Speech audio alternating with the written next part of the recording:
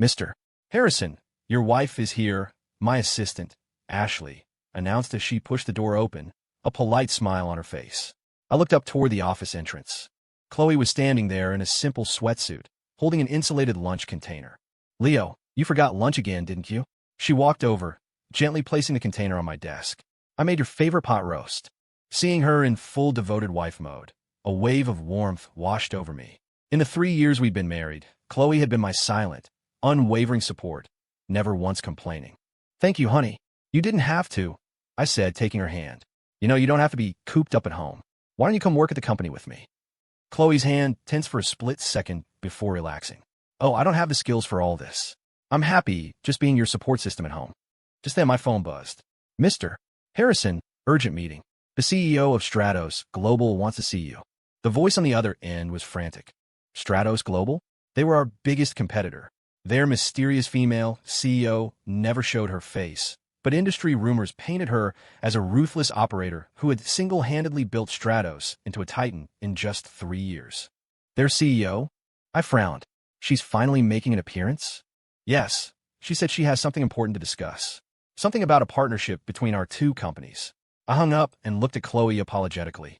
Sorry, something just came up. A big meeting. It's okay, you go do your thing, Chloe said, already packing up the empty container.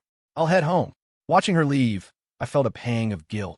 I had been so focused on my career these past 3 years that I neglected her far too much. At 3 p.m., I was in the Stratos Global conference room. I sat at the table, waiting for the enigmatic CEO. The legend was that she was young but possessed a business acumen far beyond her years, having emerged from nowhere to grow Stratos from a small startup into an industry giant. The conference room door swung open. I looked up, and my world came to a dead stop. The woman who walked in was wearing a custom-tailored power suit, radiating an aura of absolute command. Her eyes were sharp, piercing. It was my wife, Chloe, who had spent the last 3 years as a homemaker. The woman standing before me now bore zero resemblance to the gentle, submissive person I lived with. She exuded the authority of a seasoned executive, her gaze holding a coldness I had never seen before. Mr. Harrison, I've heard so much about you, she said, her voice betraying no hint of shock or recognition, as if I were a complete stranger and not the man she shared a bed with. My mind went blank. I mechanically rose to my feet. Ms. Sullivan, what's the matter, Mr. Harrison? Surprised. A smirk played on her lips. Or did you just not expect that the little wife you thought only knew how to cook is actually the CEO of your biggest competitor? The room started to spin. 3 years of warm, domestic memories flashed through my mind. Chloe making me breakfast every morning, asking about my day, never prying into company business, never complaining even when I worked late into the night. It was all a lie. Who are you? My voice trembled. I'm Chloe Sullivan, the founder and CEO of Stratos Global. And also, your wife, she said, sitting down with unnerving grace, her hands clasped on the table. Is that so hard to understand? Why would you hide this from me? I fought to control my voice. For 3 years. 3 whole years. Because it was fun, she said with a light, dismissive laugh. Watching my own husband come home every night and complain about Stratos Global, with no idea that his wife was the mastermind behind it all. Don't you think there's a certain poetry to that? I felt a wave of dizziness and grabbed the edge of the table. So, our marriage. The marriage is real. The feelings are, too. Chloe's expression softened almost imperceptibly. But I have my own career, my own ambitions. Leo, did you really think only men could conquer the business world? Then why tell me now? I stared at her, searching for an answer. Chloe stood up and walked to the floor-to-ceiling window. Because the game is over. Harrison, tech has a cash flow problem. You need an injection of capital, and as it happens, I can provide it. What? I stared at her, stunned. How do you know about my company's financial situation? As your competitor, isn't it normal to stay informed? She turned back, her eyes glinting with shrewd intelligence. A bankrupt Harrison Tech does me no good. After all, the game's no fun without an opponent. A bomb went off in my head. I hadn't told anyone about the financial crisis, not even my senior executives. How could she possibly know? Chloe, what else don't I know about you?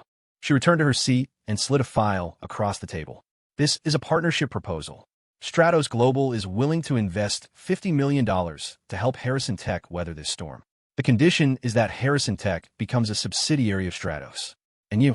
She paused, a flicker of something unreadable in her eyes. You can either continue as general manager, or you can choose to become a stay-at-home husband. I stared at the document, my hands shaking.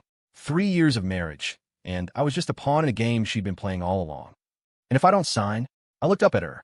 Then Harrison Tech will be bankrupt within 3 months, and you'll lose everything. Chloe's voice was calm, but each word was a hammer blow to my chest. Of course, our marriage will remain intact. I'll still be your wife. It's just you'll be the wife of a failure. I finished for her, a bitter laugh escaping my lips. The room fell silent. I looked at this woman, a stranger and my wife, a storm of emotions churning inside me. Anger, disappointment, humiliation, and something else I couldn't name. Just then my phone rang. I glanced at the caller ID and froze. It read Chloe. I looked up at the woman across the table. She was watching me, a playful, mocking smile on her face. "Go on," she said. "Answer it. Your wife is calling." I numbly answered the call, putting it on speaker.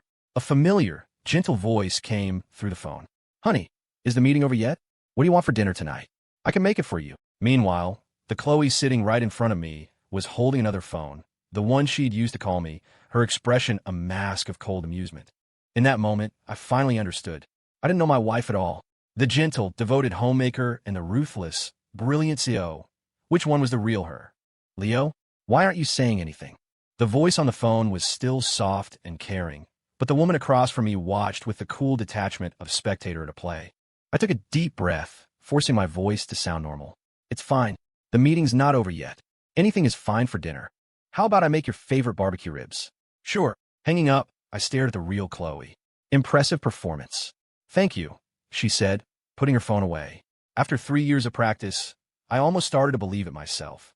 So all of it, waking up at 6 every morning to make me breakfast, waiting up for me until midnight, that was all fake.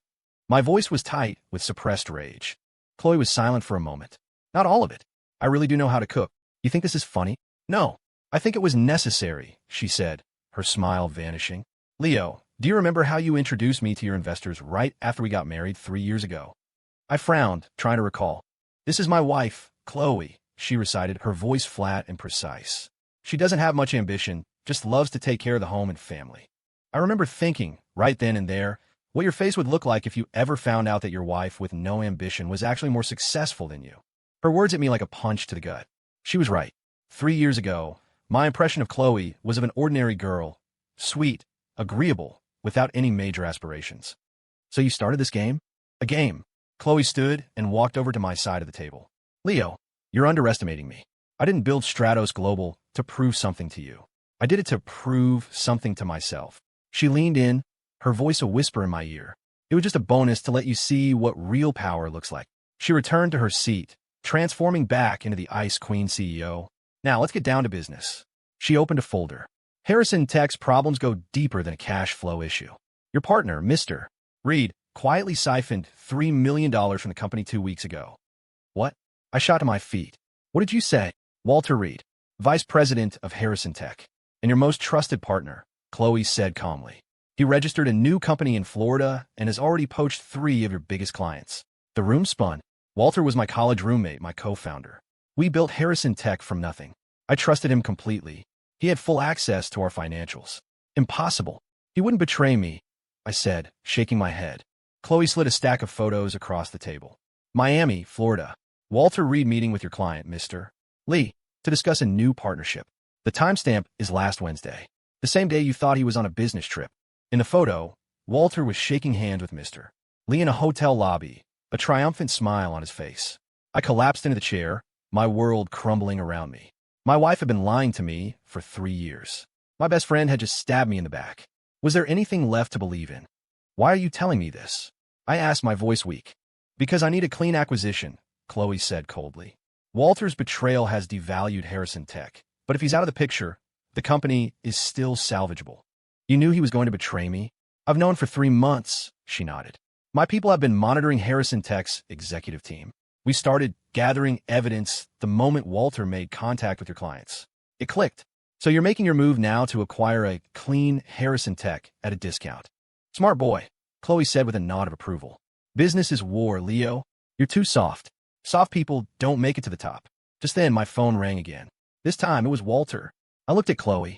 She gestured for me to answer. "Leo, I've got great news. Walter's voice was electric with excitement. I closed the deal down in Miami. Lee is not only staying with us, he's going to increase his investment. I clenched my fist. Is that right? That's fantastic news. Yeah, listen, I might need to stay here a few more days to iron out some details. Sure, I said, struggling to keep my voice steady. Take all the time you need. After hanging up, a wave of nausea washed over me. The man I considered a brother was still lying, still playing his part. See, Chloe watched me. In this world, you can't trust anyone but yourself. Including you? I met her gaze directly. She paused and smiled. Including me. Silence descended on the room again. I looked at the proposal on the table, my mind a battlefield of emotions. If I signed, I'd be admitting defeat, admitting I'd been a fool for 3 years. If I didn't, I'd lose everything. I need time to think, I finally said. Of course, Chloe said, closing her folder, but you don't have much. Walter is announcing his new company tomorrow. Harrison Tech stock is going to plummet. She stood up, once again the elegant executive. I'll see you at home tonight. I'll still make you those barbecue ribs. After all, until this is all over, we're still husband and wife. She walked toward the door. Chloe, I called out. She turned. Did you ever love me? I had to ask the question that was tearing me apart. She was silent for a long time, so long I thought she wouldn't answer. Leo, love is the most unreliable thing in the world. Her voice was soft, but every word hit me with the force of a physical blow. I'd advise you not to waste your time on questions like that. She pushed the door open and left. I sat alone in the conference room, watching the city traffic below, feeling like a complete outsider in my own life. A 3-year marriage, all ending like this. I pulled out my phone and dialed a number. Hello, Mr. Davis? This is Leo Harrison. I'd like to ask about the procedure for a background check on a corporate executive. If Chloe could investigate me, I could investigate her. I was going to find out just how many secrets my wife was hiding. I got home at 7 o'clock sharp. The moment I opened the door, the familiar aroma of a home-cooked meal filled the air. Chloe, wearing an apron, was busy in the kitchen. Hearing the door, she turned and gave me a sweet smile. Honey, you're home. Go wash up. Dinner's almost ready. Her gentle smile made me feel disoriented. If I hadn't seen it with my own eyes, I would never have believed that the woman bustling in the kitchen for me was the same one who had coolly plotted the takeover of my company just hours before. What's wrong? Tired. Chloe came over and took my coat. I made your favorite barbecue ribs and a side of mac and cheese. Yeah, I nodded, walking toward the dining room. The table was set with a perfect, comforting meal, all my favorites. Chloe sat across from me, constantly putting food on my plate. So how was the meeting today? What's that CEO from Stratos Global like? She asked, feigning casual interest. I put down my fork and looked directly at her. What do you think she's like? How would I know? Chloe blinked innocently. I just hear she's a real powerhouse. So young to have built such a huge company.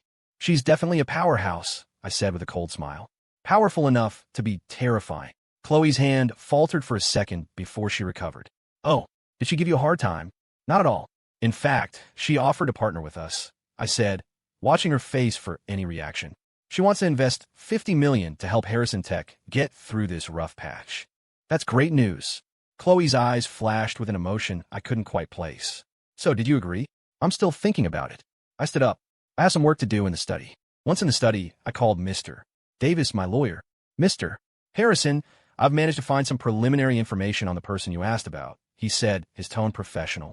A Ms. Chloe Sullivan's background is indeed complex. Tell me. Her birth name is Chloe Donovan. She's from Port Warren. Her father was Michael Donovan, the founder of Donovan Real Estate. However, the company went bankrupt 5 years ago. It seems it was a hostile takeover. Donovan Real Estate? I vaguely remember the name. It was an old, established firm in the Rust Belt. Do you know the cause of the bankruptcy? It was orchestrated by a firm called Starbright Capital. They approached Donovan Real Estate under the guise of a partnership. Then, when Donovan was in a cash crunch, Starbright pulled their funding and demanded immediate repayment. My heart began to pound. And who owns Starbright Capital? Mr. Harrison, you may not want to hear this, Mr. Davis said, his voice hesitant. The beneficial owner of Starbright Capital is Walter Reed. The world tilted on its axis. I nearly dropped the phone. Walter? My partner? He was the one who had destroyed Chloe's family. Are you sure? Absolutely. The records show that Michael Donovan even begged Walter Reed for an extension, but Walter refused. The stress triggered a heart attack, and Mr. Donovan passed away in the hospital. I sank into my chair, my mind a chaotic storm. So that was it. That explained everything. Chloe hadn't just married me for love or even for sport. She married me for revenge. She was going after Walter, and I was just a piece of her plan. Mr. Harrison, are you still there? Yes, I said, forcing my voice to remain steady. What else did you find? Ms. Donovan disappeared for a year after her father's death. When she resurfaced, she had changed her name to Chloe Sullivan and had the seed money to found Stratos Global. The source of that capital is obscure. I haven't been able to trace it yet. After hanging up, I sat in the study, unable to move.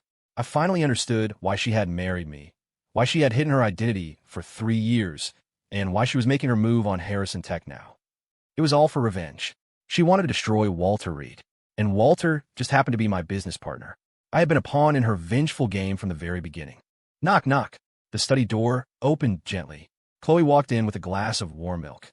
Honey, don't work too late, she said softly, placing the glass on my desk. Your health is the most important thing. Looking at her concerned expression, a profound sadness washed over me. Chloe, can I ask you a question? What is it? If you found out one day that the person you trusted most in the world had been deceiving you, what would you do?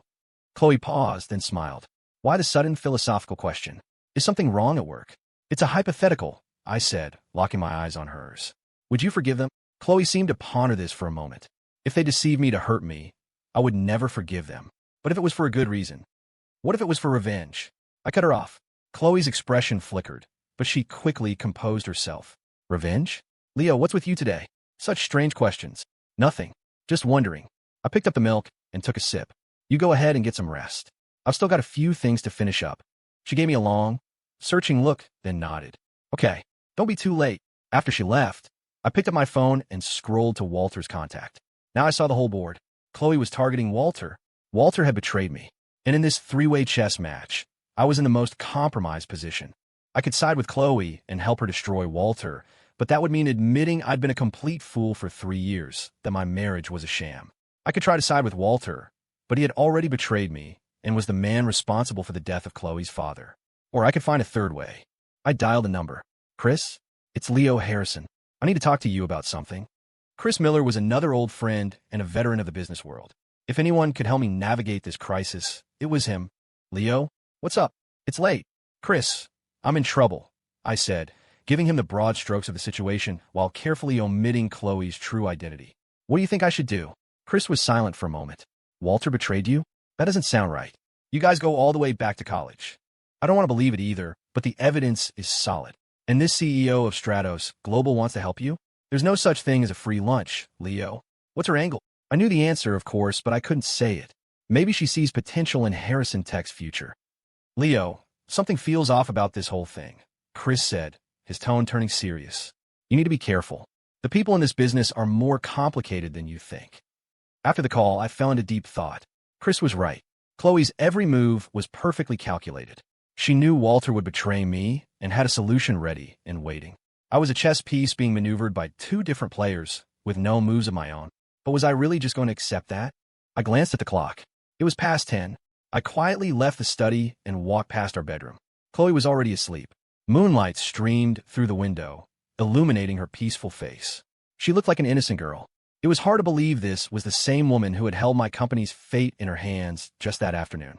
I stood by the bed for a long time, my heart a tangle of conflicting emotions. Whatever her motives, my feelings for her had been real. The care and tenderness she'd shown me over the past 3 years were deeply ingrained in my memory. But now I knew it might have all been an act. I let out a soft sigh and turned away from the bedroom. Tomorrow, I had a decision to make. The next morning, Chloe was already gone when I woke up. In the dining room, a meticulously prepared breakfast sat on the table next to a small note. Good morning, honey. Went to the store. Don't forget to eat. Staring at her neat handwriting, a complicated feeling churned inside me. Just then, my phone rang. It was Chris. Leo, I did some digging for you last night, Chris said, his voice grim. Your situation is worse than we thought. What do you mean? Walter held a press conference in Miami late last night. He officially announced his new company and confirmed he's taken 3 of Harrison Tech's biggest clients with him. Every business news outlet is covering the crisis at your company. I quickly pulled up a news app on my phone. He was right. The headlines were brutal. Harrison Tech VP Walter Reed launches new venture, takes $30 million in contracts. Tech giant Harrison Tech faces solvency crisis after executive defection. Analysts predict imminent bankruptcy for Harrison Tech. The words swam before my eyes. Walter had moved even faster than Chloe predicted. He was trying to bleed me dry. And it gets worse, Chris continued. I'm hearing the banks have gotten wind of this. They're probably going to call on your loans. If the banks pulled our credit lines, Harrison Tech was finished. Chris, can you help me with a bridge loan? I asked, grasping at my last straw. Leo, it's not that I don't want to help, but this hole is too big. And with all the media attention, who in their right mind would invest in Harrison Tech right now? I understood. Business was business. No one throws a life raft to a sinking ship. I hung up and slumped onto the sofa. There was only one path left, accept Chloe's terms. Just then, the doorbell rang. I opened it to find an unfamiliar middle-aged man in a sharp suit. Mr. Leo Harrison, that's me. And you are? Linda Morgan, the woman said, handing me a business card. I'm the chief counsel for Stratos Global. Ms. Sullivan sent me to discuss the details of the partnership with you. I let her in, and we sat in the living room. Ms.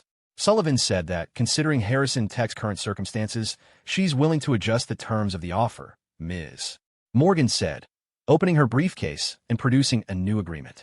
The investment amount has been increased to $80 million, but Harrison Tech must become a wholly owned subsidiary of Stratos Global.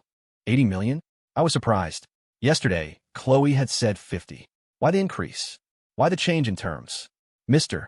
Reed's actions have further depressed the value of your company, making the acquisition cost lower for us, she stated without emotion. Of course, Ms. Sullivan also took into consideration that you are her friend and was therefore willing to offer a more generous sum. Friend? Is that how Chloe was framing our relationship to her employees? I'll need to review this agreement carefully. Of course. However, Ms. Sullivan has stipulated that this offer is only valid for 24 hours. Ms. Morgan glanced at her watch. The clock is ticking. After she left, I pored over the new contract. The terms were indeed a bit more lenient than yesterday's.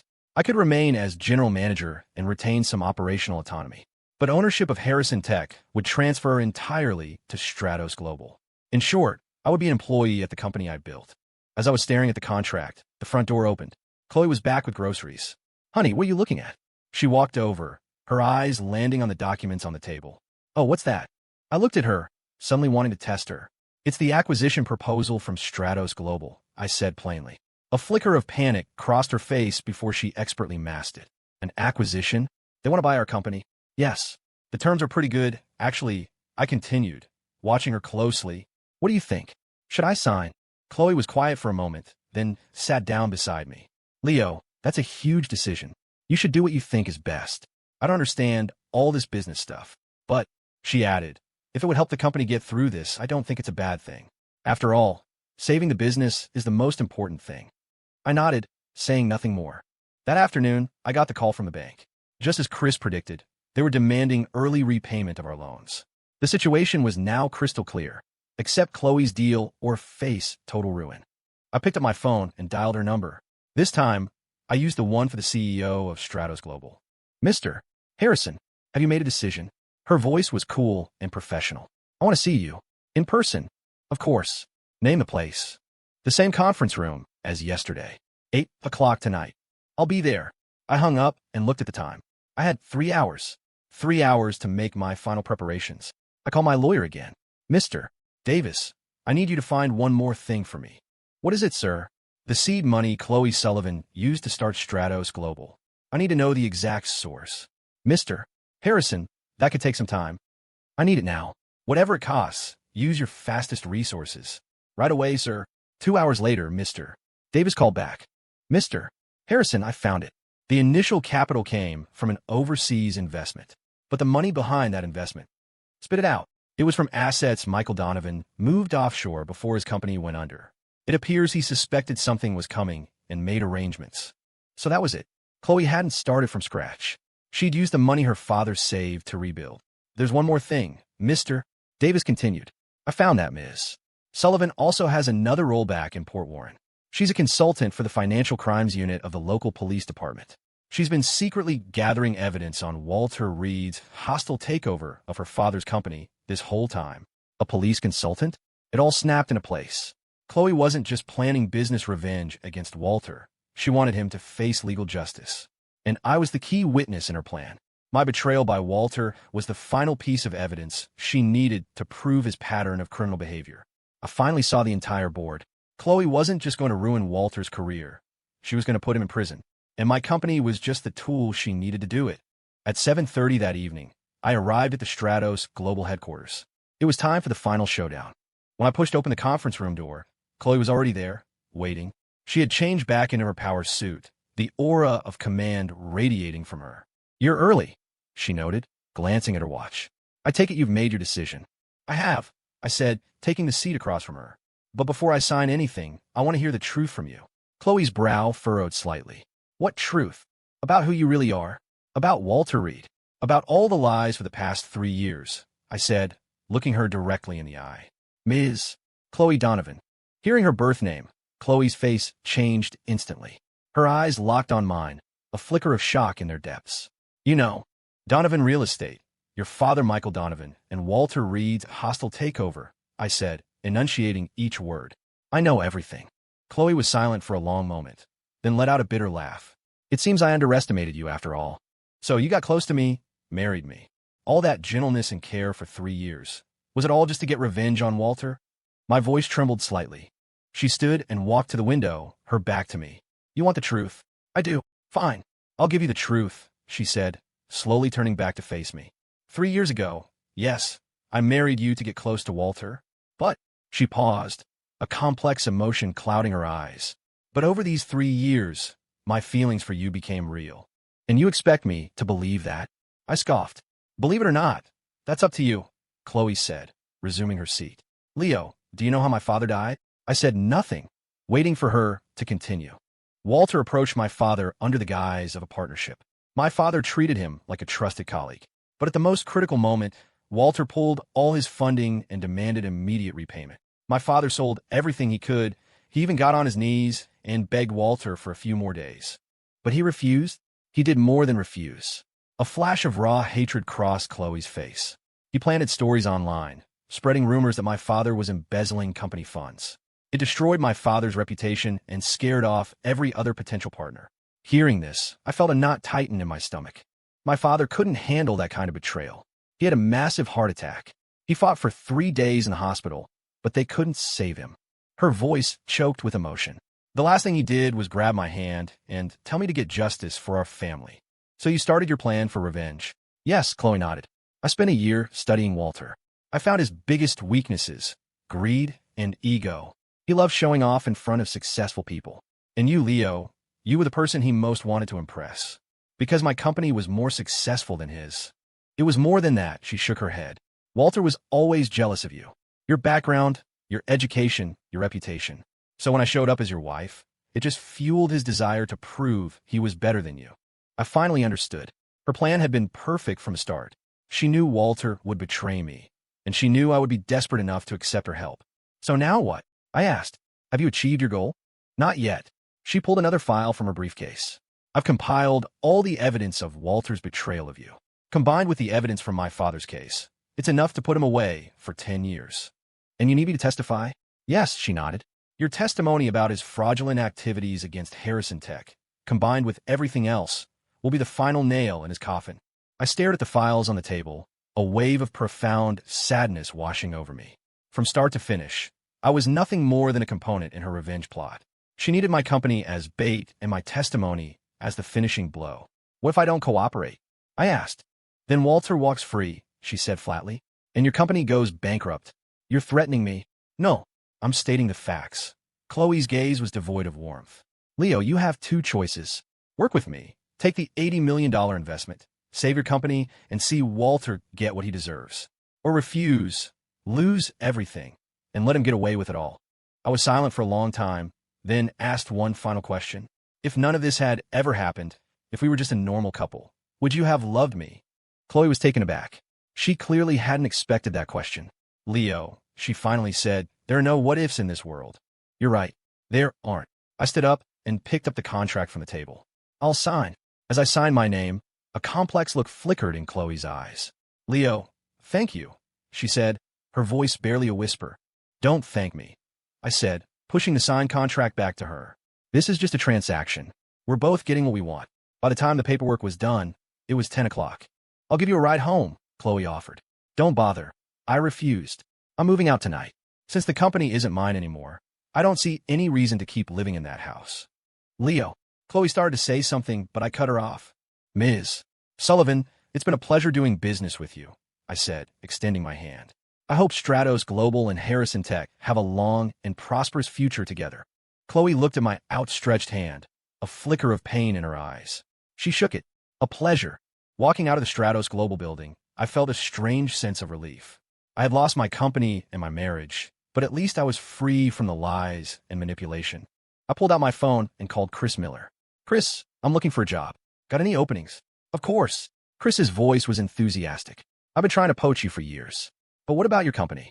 I sold it, I said with a bitter laugh. As of tomorrow, I'm officially unemployed. That's fantastic news. You can start tomorrow. I hung up and started walking aimlessly through the city. It was late, the streets were emptying, but I had no desire to return to that house full of deceit. Just then my phone rang. It was Chloe. I hesitated, then answered. Honey, why aren't you home yet? The food's getting cold. Her voice was back to its familiar, gentle tone. For a moment, I remembered she was still playing a part for the world outside our drama. I'm not coming back, I said. Why not? Is something wrong at work? Her voice sounded genuinely anxious.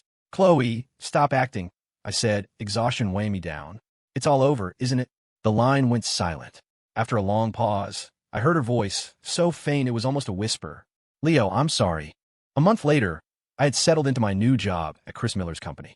Going from CEO to department manager was a change, but life felt simpler, more peaceful. At least I no longer had to worry about who was plotting against me. Over the past month, Chloe had called and texted relentlessly, but I never responded. I'd rented a small apartment near the office and was starting to build a new life. This afternoon, while I was organizing files, my assistant, a young man named Ben, knocked on the door. Mr. Harrison, there's a Ms. Sullivan here to see you. I looked up. A Ms. Sullivan? She said she's your wife. I frowned. How did Chloe find me here? Let her in. A few minutes later, Chloe appeared in my office doorway. She was wearing simple jeans and a white t-shirt, her hair unstyled. She looked exhausted. You've lost weight, she said, her eyes filled with concern. What do you want? I asked without looking up, continuing to shuffle papers on my desk. Chloe sat down in the chair across from me. Leo, can we talk? There's nothing to talk about, I said, still avoiding her gaze. The contracts are signed. I'll provide whatever testimony is required. I'm not here to talk about business. Her voice trembled. I'm here to talk about us. Us. I finally looked up at her. Ms. Sullivan, is there really an us left to talk about? My cold, distant tone seemed to wound her. Pain flashed in her eyes. Leo, please, just let me explain. Explain what? How you lied to me for 3 years. Or how you manipulated me into your little revenge scheme. My voice was glacial. I know you hate me, but... Chloe stood and came to my desk. My feelings for you over these 3 years, they weren't fake. Enough. I stood up too. Chloe, we're adults. Let's not waste time with these self-deceiving fantasies. I'm not deceiving myself, she suddenly cried out. Leo, do you know why I've been calling you every single day for the past month? Because you grew a conscience? I sneered. Because I love you. The words burst out of her as tears streamed down her face. I really, truly fell in love with you. Seeing her break down, a flicker of something stirred in my chest, but I quickly suppressed it. Your acting is as convincing as ever, Ms. Sullivan. I'm not acting. She grabbed my hand. Leo, do you remember that night last winter when you had that high fever? I froze. I did have a terrible flu last winter, a fever that wouldn't break. Chloe had stayed up all night, taking care of me. You were delirious, talking nonsense, she went on, her grip tightening. You said you were scared of dying, scared of leaving me. You said you hoped I'd find a good man. I remembered muttering those things in my feverish state. In that moment, I realized that if something happened to you, it would hurt more than losing my own father. She looked at me, her eyes pleading. That's when I knew I was really in love with you. But you kept lying to me. I pulled my hand away. Because I didn't know what to do. She sobbed, completely breaking down. I wanted to avenge my father, but I didn't want to hurt you. I thought I could have both, but you realized you can't have your cake and eat it too. I finished for her. She nodded, tears falling like broken pearls. Leo, I'm sorry. I'm so sorry. Watching her, my anger began to subside, replaced by a deep, weary sadness. Chloe, do you know what I've been thinking about this past month? I sat back down. I keep wondering, what if you had just told me the truth from the beginning? What if you'd asked for my help against Walter? She looked up, her face tear-streaked. The answer is yes, I said with a bitter laugh. If you had told me what kind of man he was, what he did to your father, given what we had, I would have helped you in a heartbeat. Chloe stared at me, stunned. But you chose to lie. I stood and walked to the window. Chloe, do you have any idea what it feels like to be betrayed by the person you trust most in the world? It's like your entire reality just collapses. I know I was wrong, she said, coming up behind me. Leo, can you give me a chance to make it up to you? I turned to face her. How do you plan on doing that? I'll give you half of Stratos Global, she said earnestly. We can start over. Please. I shook my head. Chloe, this was never about the money. Then what is it about? It's about trust, I said, looking into her eyes. I don't know how I can ever trust you again. The color drained from her face. At that moment, my phone rang. It was an unknown number. Mr. Harrison? This is Assistant District Attorney Zhang from the D.S. office. The D.S. office? I glanced at Chloe.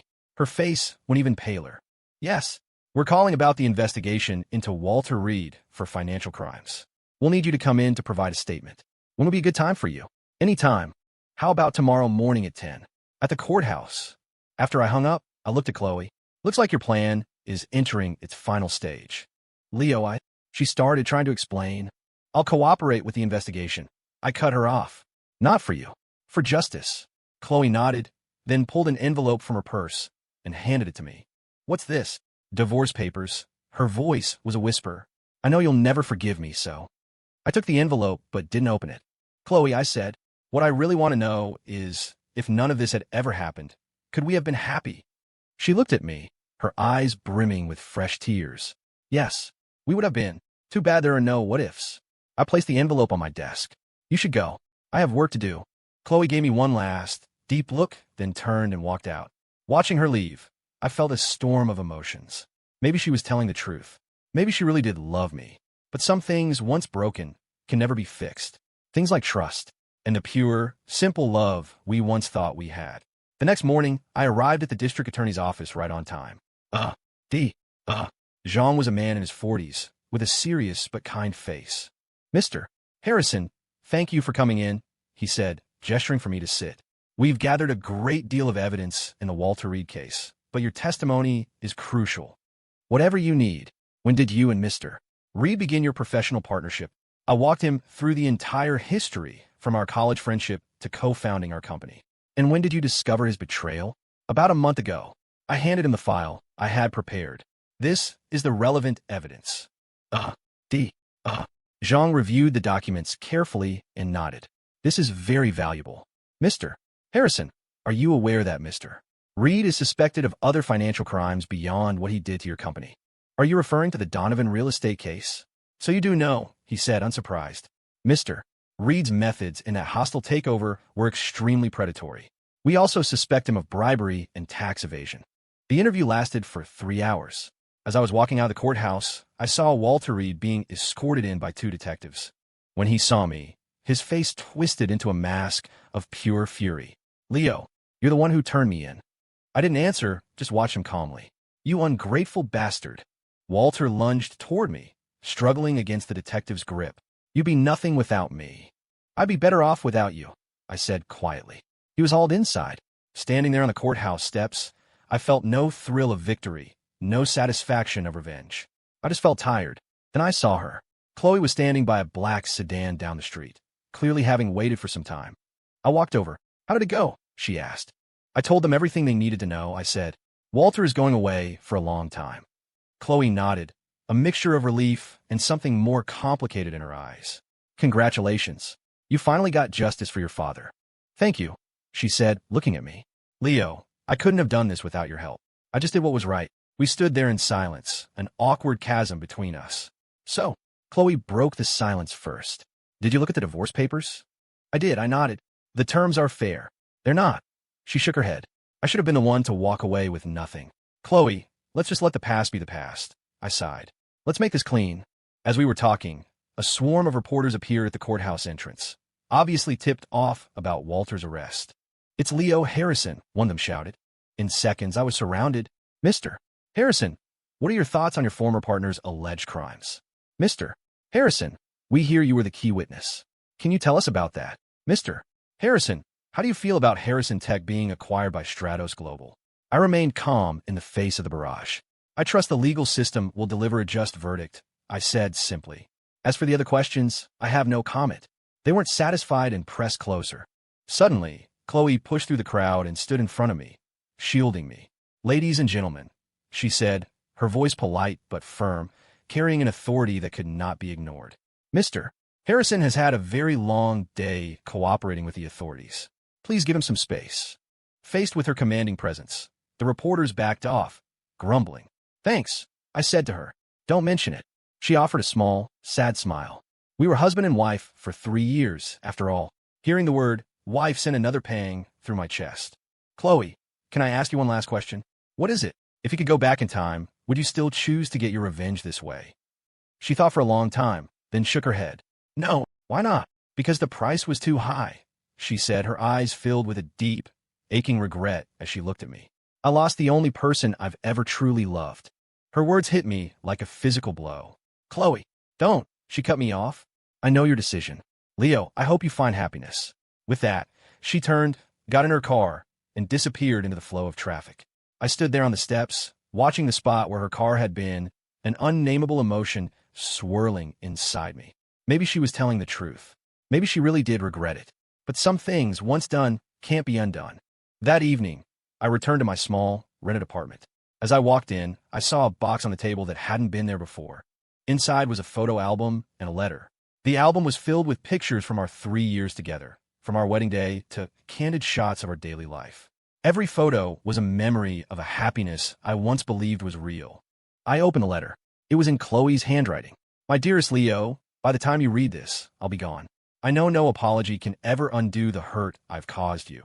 But I need you to know that every day of the last 3 years with you was the best time of my life. Yes, I first approached you as part of a plan for revenge. But somewhere along the way, in the quiet moments of our life together, I truly fell in love with you. Your kindness, your integrity, your gentleness. They broke through all my defenses. I know I have no right to ask for your forgiveness, but I hope you can remember the good times we shared. Thank you, Leo, for giving me the most precious 3 years of my life. I will spend the rest of my own life cherishing that memory. I hope you find a woman who truly loves you and is worthy of your love, and that you have a happy life. Forever yours, Chloe P. S. I've left Stratos Global in the hands of a professional management team. I'm going abroad for a while. Please don't try to find me. Let's both give ourselves a new beginning. By the time I finished the letter, my eyes were wet. Maybe our beginning was a lie, but our love had become real. It was just one of those love stories that was never meant to have a happy ending. 3 months later, Walter Reed was sentenced to 10 years in prison, and all the embezzled funds were recovered. The news made waves in the business world. A cautionary tale splashed across every financial journal. As for me, I had fully settled into my new life. Chris Miller's company was smaller, but the atmosphere was collaborative and friendly. The department I managed was consistently exceeding its targets, and Chris had already offered me a promotion. One afternoon, during a team meeting, my assistant Ben knocked on the door. Mr. Harrison, a woman is here to see you. Says it's urgent. What woman? I asked, puzzled. Chloe was overseas. She said her name is Linda Morgan, from Stratos Global. Linda? I remembered her as Chloe's chief counsel. Let her in. A moment later, the poised, professional woman walked in, looking far less composed than I remembered her. Mr. Harrison, she began, foregoing any pleasantries. I'm Linda Morgan, VP at Stratos. Ms. Morgan, please have a seat. I gestured to a chair. What can I do for you? She seemed nervous. Mr. Harrison, I'm here to tell you something very important. It's about Ms. Sullivan. I frowned. What about Chloe? She's had an accident. Linda's voice trembled. What? I shot to my feet. What kind of accident? 3 days ago, Ms. Sullivan was in a car crash overseas. She's in the hospital, in a coma. The words hit me with the force of a physical blow. I felt the blood drain from my face and grabbed my desk to steady myself. How did this happen? The doctors say her condition is critical. It's possible. Linda trailed off, but I understood what she couldn't bring herself to say. Which hospital? I demanded, my voice shaking. Cedars-Sinai Medical Center in Los Angeles, Linda said, handing me a piece of paper. This is the address. I snatched the paper, my hands trembling. Mr. Harrison, I know there were misunderstandings between you and Ms. Sullivan, but Linda paused. The last thing she was doing before she lost consciousness was murmuring your name. I'm going now, I said, grabbing my phone and wallet from the desk. Book me on the next flight out. I already did, Linda said, pulling a ticket from her portfolio. It leaves at 8 tonight. A direct flight to L.A. I took the ticket and ran out of the office without a second glance. 12 hours later, I was standing outside the ICU at Cedars-Sinai. Through the glass window, I saw Chloe. She was deathly pale, hooked up to a web of machines, looking impossibly fragile. Are you family? A doctor asked, approaching me. I'm her husband. The words came out instinctively. The doctor nodded grimly. Her condition is unstable. She sustained a severe head trauma. We're not out of the woods yet. When will she wake up? It's hard to say. It could be days, or it could be. He didn't finish the sentence. I sat on a chair in the waiting area, my eyes fixed on Chloe through the glass. For the past 3 months, I told myself I had moved on, that I was ready for a new life. But seeing her lying there, helpless, I knew with gut-wrenching certainty that her place in my heart had never changed. Sir, it's very late. You should get some rest, a nurse said gently. I can't leave. I shook my head. If she wakes up, I want to be the first person she sees. The nurse saw the resolve in my eyes and didn't press the issue. I kept vigil for 3 days and 3 nights. On the morning of the 4th day, as I was dozing in the uncomfortable chair, I was jolted awake by a sharp beeping from one of the monitors. I shot up and saw Chloe's fingers twitch just slightly. Doctor, nurse, I yelled, my voice cracking with a desperate hope. Doctors and nurses rushed in. After a series of checks, one of the doctors turned to me. Her vitals are stabilizing. She should be regaining consciousness soon. He was right. Half an hour later, Chloe's eyes fluttered open. She saw me, and a look of surprise, then incredulous joy, filled her gaze. Leo, her voice was a weak, raspy whisper. What are you doing here? You were in an accident. I came to see you, I said, taking her hand. How do you feel? I thought I'd never see you again, she whispered, tears rolling down her temples. I thought you hated me. I don't hate you, I said, stroking her hand. Chloe, let's start over. For real this time. She stared at me, stunned. What did you say? I said. Let's start over. I repeated, looking her in the eye with all the sincerity I possessed. These last 3 days, I've done a lot of thinking. I can't live without you. Whatever happened in the past, it doesn't matter anymore. I don't want to lose you. But I lied to you for 3 years. She started sobbing. Then we'll use the next 30 years to make up for it, I said, squeezing her hand. Chloe, marry me. For real this time. Chloe looked at me, her eyes overflowing with tears, and nodded with all the strength she could muster. In that moment, I knew our love had finally found its true north. Our story had been born from deceit and manipulation, but our future would be built on sincerity and love. Some love stories have to go through a hurricane to find a rainbow, and ours was finally here. Chloe spent 2 weeks in the hospital recovering. I stayed by her side the entire time, and in the quiet of those hospital days, we began to truly see each other, to understand the love that had gotten so tangled in lies and revenge. Leo, there's something I want to tell you, she said one afternoon, propped up against her pillows. What is it? I put down the book I was reading. I wanted to tell you the truth a long time ago, she admitted, a flush creeping up her neck. It was about a year into our marriage. I tried so many times, but every time I saw how much you trusted me, the words just got stuck in my throat. Why? Because I was afraid of losing you, she said, her hand finding mine. I was terrified that if you knew the truth, you'd leave me. So I just kept putting it off, hoping I could somehow find a way to make everything right without hurting you. I stroked her hand. I probably should have noticed. You had all these skills I knew nothing about, this incredible understanding of business. You were just too trusting, Chloe said with a sad smile. Sometimes I felt like I didn't deserve it. Chloe, let's not talk about the past anymore, I said, my voice serious. Let's talk about the future. The future. When you get out of here, we're going to have another wedding, I said. A real one. No lies, no secrets. Just us. Her eyes lit up. Really, really. And this time, I want the whole world to know that you're the woman I love. Just then, the door to her room opened and Linda Morgan walked in, carrying a huge bouquet of flowers. Ms. Sullivan, Mr. Harrison, she smiled. The team at the office sends their best. Thank you, Linda. That's so thoughtful, Chloe said as she took the flowers. How are things at the company? Everything is running smoothly, Linda reported. But there is one matter I need to update you on. What is it? It's about Harrison Tech, Linda said, glancing at me. Following your prior instructions, we've been helping them restructure and reintegrate. The results have been excellent. Their performance has already surpassed pre-acquisition levels. I was surprised. It has. Yes, Linda nodded. With the resource backing from Stratos Global, Harrison Tech has successfully launched into 3 new markets. We're projecting a 200% increase in profits this year over last. I looked at Chloe. You planned this all along? She looked a little bashful. I couldn't let all your hard work go to waste. Even if the ownership changed, I wanted to see it shine. Linda continued. There's one more thing. Before you left for your trip, Ms. Sullivan, you signed a document transferring 50% of the shares of Stratos Global to Mr. Harrison. What? I stared at Chloe in shock. When did you do this? Before I left, she explained. I thought, if something happened to me, at least you would be taken care of. But I never signed anything. Linda pulled a document from her briefcase. It's a unilateral transfer of shares. It only required Ms. Sullivan's signature to be legally binding. According to this, Mr. Harrison, you are now a majority shareholder of Stratos Global. I stared at the document, a wave of complex emotions washing over me. Chloe had planned for everything. She truly wanted to make amends. Chloe, why would you do this? Because I owe you so much, she said earnestly. These last 3 years, you lost more than just a company. You lost your faith and love. I want to try to give some of that back. But Stratos Global was your father's legacy. If my father were alive, she cut me off. He would want me to do this. Leo, we're a team. What's mine is yours, and what's yours is mine. Her words touched me deeply. Okay, enough of this, I said, taking her hand. When you're out of here, we'll run both companies together. We'll build a new future side by side. Chloe nodded, her eyes shining. A week later, she was discharged. We flew back to New York together, and the moment we stepped through the arrivals gate, we were mobbed by reporters. Mr. Harrison, Ms. Sullivan, are you back together? We hear Ms. Sullivan transferred her shares to you. Is that true? What are your plans for the future? Facing the flashing cameras, Chloe and I looked at each other and smiled.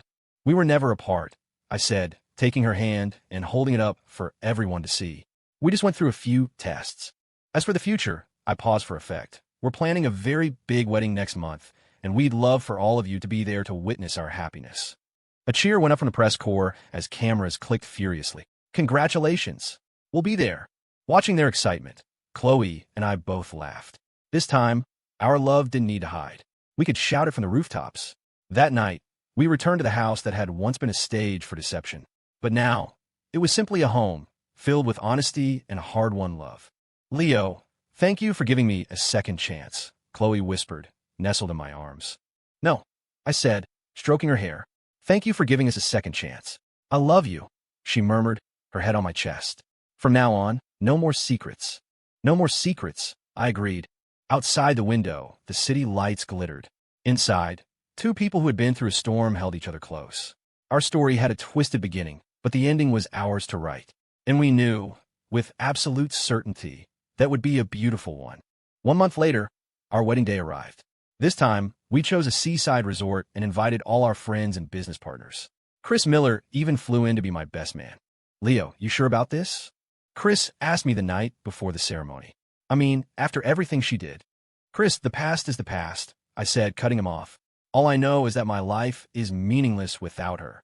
Chris looked at my resolute expression and clapped me on the shoulder. All right, if you're sure, then I'm happy for you. On the day of the wedding, Chloe was breathtaking in a simple white gown, looking like an angel. As she walked down the aisle toward me, I felt a sense of peace and happiness I had never known before. Leo Harrison, do you take Chloe Sullivan to be your lawfully wedded wife, to have and to hold, in sickness and in health, for richer or for poorer, to love and to cherish, from this day forward? I do, I said, my voice steady, my eyes locked on hers. And Chloe Sullivan, do you take Leo Harrison to be your lawfully wedded husband, to have and to hold, in sickness and in health, for richer or for poorer, to love and to cherish, from this day forward? I do, she said, tears of joy glistening in her eyes. As we exchanged rings, the crowd erupted in applause. You may now kiss the bride, the officiant announced. I leaned in and kissed her gently, a kiss that washed away all the pain and misunderstandings of the past. After the ceremony, we took a walk along the beach as the sun began to set. Leo, thank you for marrying me, Chloe said, her arm linked through mine. I should be thanking you, I smiled. You know, she said suddenly, I was attracted to you from the very first time we met. Really? I was surprised. I thought you were just casing the joint for your revenge plot. The revenge was part of it, she admitted, but was more about you. Do you know why I chose you, out of everyone I could have targeted? I shook my head, because when I was doing my research, I found out that you never missed a payroll, never squeezed a supplier, And even after all those years working with a snake like Walter, you never once broke the law or compromised your integrity, she said, her voice full of sincerity. I thought, if I have to use someone as a cover, it should be a good man, an honorable man. So you fell for my impeccable ethics? I joked. Not just that, she blushed. I fell for the way you looked when you were focused on your work, the way you looked so vulnerable when you were sick, and the way you looked when you tried to cook for me. When did I ever cook for you? I asked, confused. Our first year. I got sick, and you made me congee, she laughed. It was basically just a thick paste, but I thought it was the most delicious thing I had ever eaten. The memory came flooding back. She'd had a high fever, and I'd fumbled around the kitchen, trying to take care of her. I knew then, she said, leaning her head on my shoulder, that I had married the right man. Even if it was a fake marriage, I was happy. It's not fake anymore, I said, holding her tight. No, she whispered. It's real. Just then, my phone rang. It was Linda Morgan. Mr. Harrison, congratulations on your wedding. Thank you, Linda. I have some news. Walter Reed wrote a letter of apology from prison. He's asking for your and Ms. Sullivan's forgiveness. I glanced at Chloe. She nodded. Tell him to focus on his rehabilitation, I said. What's past is past. After I hung up, Chloe asked, do you really forgive him? You have to look forward, I said. And if he hadn't betrayed me, I never would have learned the truth about you. I never would have known the depth of your strength, or how much you suffered for your father. So, a bad thing can turn into a good thing? Yes, I smiled. Our love is the proof. 3 years later, we had our first child, a beautiful daughter. We named her Cora, a name that felt like a perfect blend of ours, a testament to our joined hearts. Stratos Global and Harrison Tech thrived under our joint leadership. We became not just a power couple in the business world, but a symbol of enduring love for many.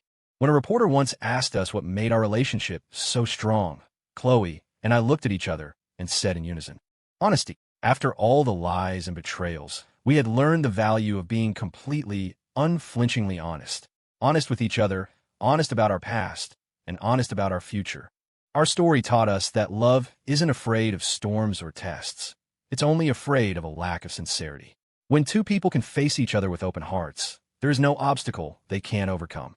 And we, Leo and Chloe, were living proof that true love, no matter how complicated its beginnings, can conquer all.